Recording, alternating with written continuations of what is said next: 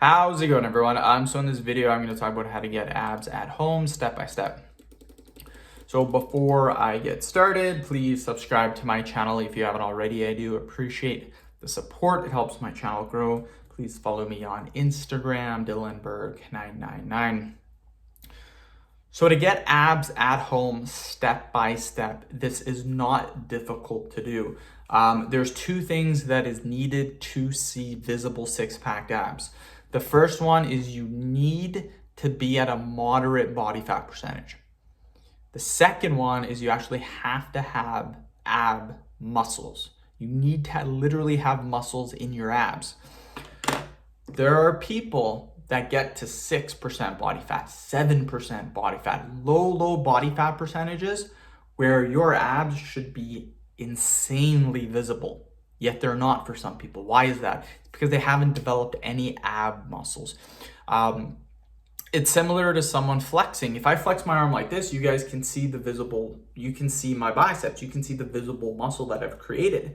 But if someone who has never trained their biceps, they put their arm up, it's going to be completely small, it's going to be flat, and you're going to see no muscle separation. You can see my separation from my bicep right here to my tricep. You guys can see the separation. Same with this one, you can clearly see the separation. But if you have someone that's never trained before, there's gonna be no separation because they haven't built any muscle. The same thing is said for your abs. You get someone that's never trained their abs before, you're not gonna see six-pack abs, you're gonna see a flat stomach.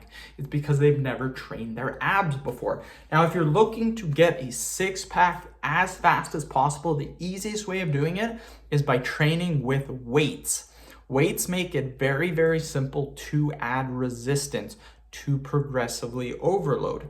So a great example is if you're training with calisthenic movements, which is just body weight movements, what a lot of people do, you can't just keep increasing the reps. That doesn't work because muscle growth occurs usually between 10 to 15 repetitions. So if you're doing 50, 60, 70 reps on your ab crunches, you're training for muscular endurance. You're not gonna really build a lot of muscle by doing that.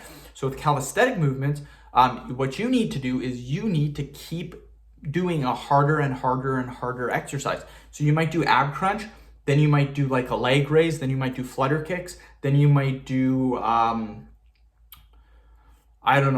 leg raise crunch, and then you might do some leg swings, just harder variations. That's how you need to train if you're doing calisthenic movements.